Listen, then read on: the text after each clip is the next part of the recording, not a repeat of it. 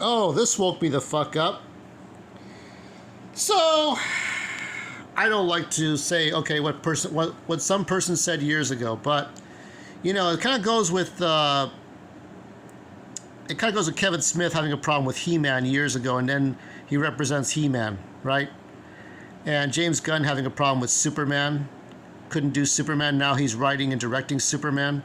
So a long time ago, James Gunn calls Christopher Nolan's Dark Knight movies awful. So Zack Snyder fans don't like Gunn. Okay, that's pretty obvious. Then you got David Zaslav. Now the tweets for more than a decade ago have resurfaced in which Gunn openly hates on Tim Burton and Christopher Nolan's Batman movies. Now, it's funny. Somebody I know who turned 19.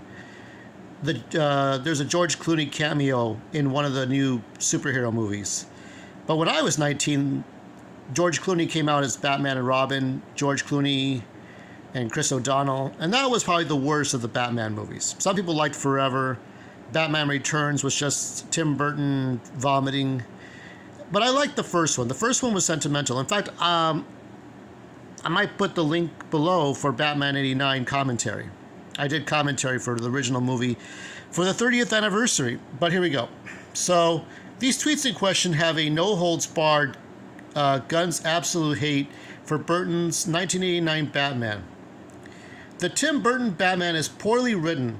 The soundtrack is the worst work of everyone involved, and it is absolutely one of the worst boring films ever. Before we go any further, we can all agree that Prince had no business being involved with this film, right? So let me slightly disagree. Let me pretend to be a shill here, okay? Now, the music that Danny Elfman wrote, who also wrote for The Simpsons, and that Simpsons theme is still around. Da, da, da, da, da. And I think also Danny Elfman redid the music for Justice League, which some of the music's okay. I mean, the Danny Elfman music for Justice League, was cinematic. It was cool, but I mean, I do like Zack Snyder's, Hans Zimmerman's music a little more. I guess it's always about Hans Zimmerman versus Danny Elfman. But like with Danny Elfman, like that music, dun da da da dun dun da da da da da da da da da da da, right? And who knows if Danny Elfman would have done Nicolas Cage's Superman Lives, but it's memorable music, just like Batman, right? I mean, I always thought about that comparison to the Adam West Batman. When I first saw the 89 Batman movie, I thought, oh, we're going to have the intro like Gotham City, and here we are. Like, no, this was a different animal. And just like Christopher Nolan's Batman's a different animal, just like Matt Reeves' Batman, Batman Ninja. And of course, he's saying, and here James Gunn is dumping on Prince. Prince was there to advertise the fucking movie, okay? Was it sincere? Was it natural? No. It was a very Mickey D's way of doing the Batman movie, okay? You had Taco Bell backing this, so I don't know if there was going to be any Taco Bell product placement, but you know, that could have happened. Batman Returns had McDonald's promotion. I have one of the glasses, the 3D glass, somewhere. I have it somewhere. It's a Batman glass, and it was for Batman Forever. There's a lot of promotions. Taco Bell, McDonald's. There was just a lot of different things. It's Prince helping fund the movie. You know, it was a way. If it was Warner Brothers music, if it's Warner Brothers records and CDs, then yeah, of course Prince was going to be in this movie. It was a weird thing. It was a weird time. So it was very important for Joker to dance to the Prince music. Okay, I get it. I get that shit. Gunn goes on to criticize Jack Nicholson's interpretation as a Joker. Well, I did like the transformation. And on top of everything, this is his tweet, the dark creature of the night can't even move his fucking neck. Give me a fucking break.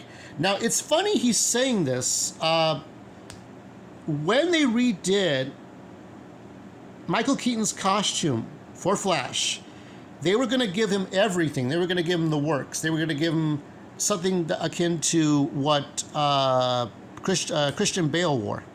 And Michael said, no, you got to keep the costume stiff. If you want to put like stronger rubber on it, that's fine.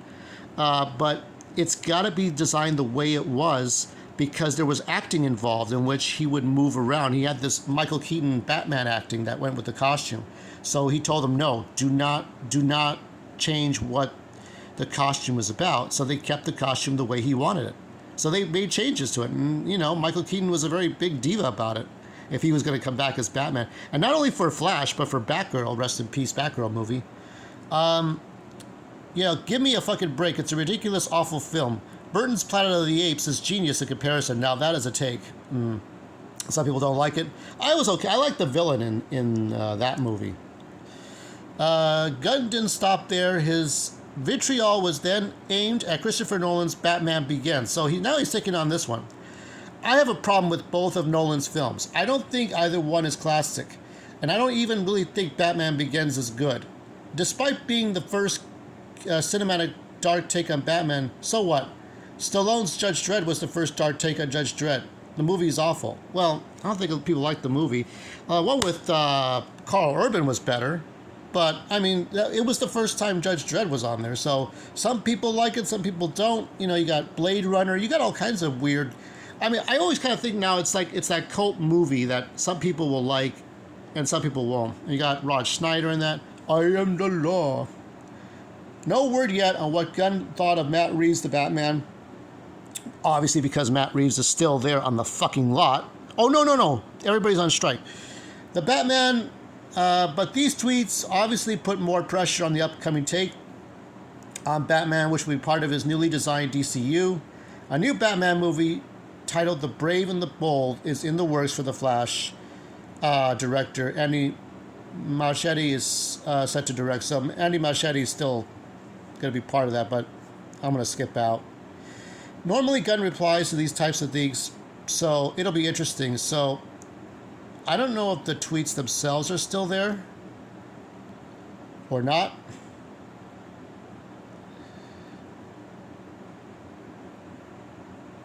Oh, yeah. So this is looks like it's part of Facebook. I see. So there it is there. There it is there.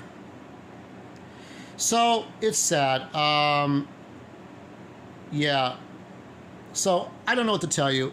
Looking at this, it seems to me that why is James Gunn in charge? Now, I've talked about the James Gunn movies.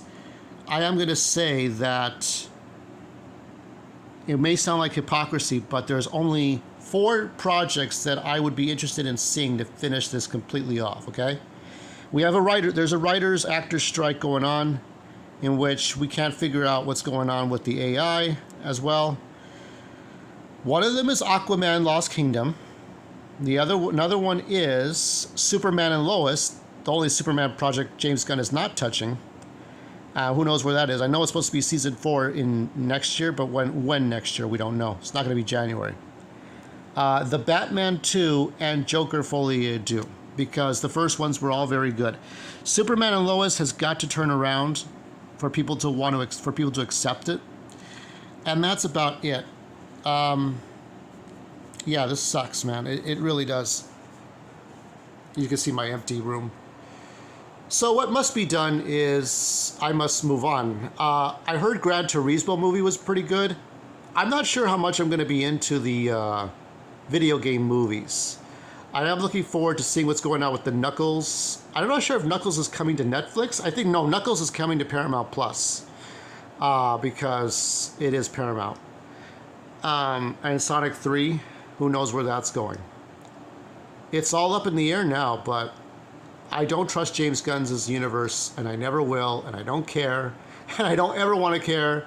That's it for me, man. Yeah, I just don't care about the superhero movies much anymore. Video game movies are a different animal. I like, Renfield with Nicolas Cage. That movie is getting better and better every time I watch it. Even though it is dumb comedy, it's dumb, dark, bloody comedy, that movie keeps getting better. I don't know what it is. I think it's just watching all those characters again, as silly as it is. All right, I gotta start my day. Got exercise to do. Piss off. Have a good day.